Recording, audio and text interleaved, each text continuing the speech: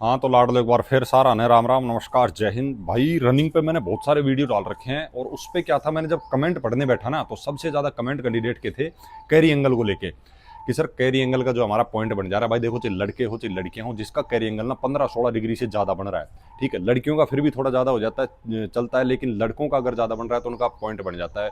वैसे मेरे पास टेलीग्राम पे भी कुछ बंदों ने, कुछ गर्ल्स के मैसेज आए थे और फोटो भेज रखी थी कि इस हिसाब से उनका किसी किसी का तो बहुत ज्यादा कैरी एंगल था। देखो ये होता क्या है, किस हिसाब से होता है, पॉइंट क्यों बन जाता है, आपको कैसे ठीक करना है, इस बारे में ये वीडियो लेके आए। बहुत ज्यादा कैंडिडेट्स को जो है सबसे ज्यादा डाउट क्या मतलब प्रॉब्लम होती है मेडिकल पॉइंट बनने की कैरी एंगल को लेके।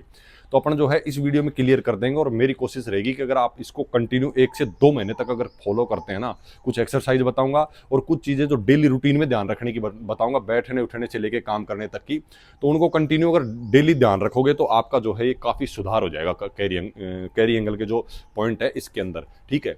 तो देखो सबसे पहले तो यार आपको क्या है, जिस जिसका होता है ना कैरी एंगल में पॉइंट होता है, आपको ऐसे मुट्ठी बंद करके खोल के ऐसे जब टच करोगे तो आपका ये जो है ना ये टच होने लगेंगे। जिस जिसके किसी के टच हो रहे हैं, किसी का थोड़ा सा खुला होगा, जिसका एकदम फिट होगा वो ऐसे दिख जाएगा, मेरा देख लो बिल्कुल भी पॉइंट नहीं है। अब जिसका होता है उसका क्या है, जैसे वो जब चेक करेंगे आपको तो एक तो हाथ को आपको ऐसे चेक करते हैं, यहाँ मारेंगे, वो जिसका ढीला होगा हाथ तो वो निकल के आ जाएगा ऐसे बाहर और वो साफ साफ दिखेगा कि भाई हाँ इसका पॉइंट है। तो एक तो आपको क्या ध्यान रखना है कि जब आप डेली रूटीन में अपने हाथ को ऐसे टाइट करने की कोशिश करो, किसी चीज का ऐसे सपोर्ट ले लो, दीवार का ले लो, ऐसे लगा के, इससे ज्यादा मुड़ने मत दो ऊपर, ठीक है। अगर यहां दे रहे हैं तो आपको जैसे इस मसल्स को टाइट रखने की कोशिश करनी है, इससे ज्यादा मुड़ने नहीं देने ऊपर की तरफ। अगर मार भी रहे हैं तो इसका थोड़ा सा ध्यान रखना है आपको। वहां पे ये चेक करेंगे, आपको हाथ सीधे करवा के यहाँ से मार के देखेंगे, अगर आपका पॉइंट होगा तो निकल के सामने आ जाएगा, ठीक है। एक आप जब बैठते हो ना, जैसे कई मैंने देखा है कई बच्चे ना जब बैठेंगे किसी चीज का सहारा लेके मत बैठो यार, यंग हो, ठीक है, थोड़ा सा अपनी कमर को सीधा करके बैठो, हाथ का सहारा मतलब क्या करेंगे, बैठेंगे तो इसको ऐसे ऐसे बैठे हुए देखा होगा आपने कईयों को, ऐसे बैठेंगे तो अपने आप बाहर आ जाता है और ये डिसबैलेंस हो ही जाएगा, तो पॉइंट बढ़ना है। तो ये बैठने का अवॉइड करना है, इसको कभी भी ऐसे हाथ का सहारा लेके बैठना नहीं है, ठीक है। बैठते भी हो तो हाथ का मूवमेंट ऐसे रखना है, और ऐसे मूवमेंट रख के कोई ज्यादा बैठ नहीं पाएगा, तो इसलिए फिर क्या करेंगे वही पोजीशन में आ जाते हैं। तो कोशिश करना अवॉइड ही करना है ऐसे बैठने को, ऐसे बैठने की कोशिश करना ही मत, ठीक है। दूसरा आपको क्या करना है, पुशअप और चिनअप जितना ज्यादा हो सके ना उतना ज्यादा मारना है। अभी इसमें दिक्कत क्या है यार, कैंडिडेट मारते तो हैं लेकिन गलत तरीके से मारते हैं, ठीक है।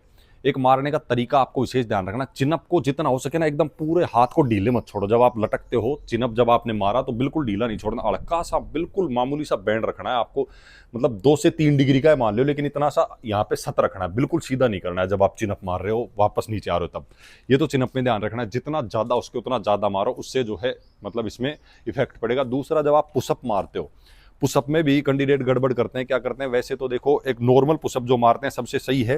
नॉर्मल जब आप मार रहे हो तो आपका हाथ जो है ना 45 डिग्री साइड में जाना चाहिए, एक तो हो गई नॉर्मल। दूसरा मैं आपको बताऊंगा कौन सी पुशअप से जो है ठीक हो गए, लेकिन जब 45 जा रहा है ना, जैसे ये गया, उसके बाद जब आप उठ रहे हो तो इतने उठो, इससे ज्यादा मत उठो। जैसे कई क्या करेंगे इतने उठ जाएंगे, तो ये क्या है, इस पे फोर्स पड़ता है, फिर डिसबैलेंस होता है। तो ऐसे पूरा नहीं उठना, इतना आपको उठना है पुशअप मार रहे हो उस टाइम पे। दूसरा आप अंदर हाथ इन एंड करके भी जैसे पुशअप मार सकते हो, तो उसमें क्या करना है, ऐसे अंदर की तरफ हाथ कर लेने हैं और ये वाली मारनी है। एक तो ये तो हो गई वाइड, इसमें पूरे हाथ बाहर की तरफ जाएंगे, ये वाइड मार सकते हो, इससे भी फर्क पड़ेगा। दूसरा बिल्कुल क्लोज करके, ये नजदीक कर लिया,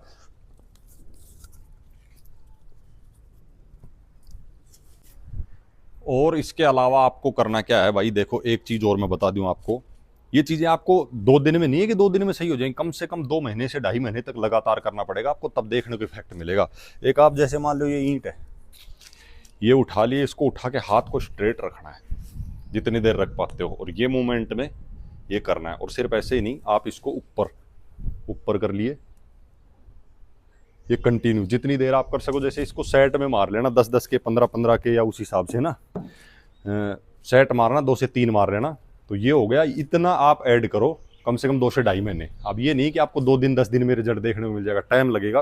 किसी किसी बच्चे का क्या होता है, बहुत ज्यादा होता है, जिसका बहुत ज्यादा है, वर्कआउट वगैरह में, वर्कआउट करने में भी दिक्कत आती है किसी किसी को, मैंने देखा। तो उसको क्या करना है यार, जाके भाई डॉक्टर से मिल लेना। इसकी एक बेल्ट आती है, पैड आती है ना, वो बांध के रखनी पड़ती है कंटिन्यू आपको, बस नहाए धोए खोल दिए फिर आपने बांध लिया, उससे क्या है बिल्कुल लोकेशन में आ जाएगा हाथ आपका।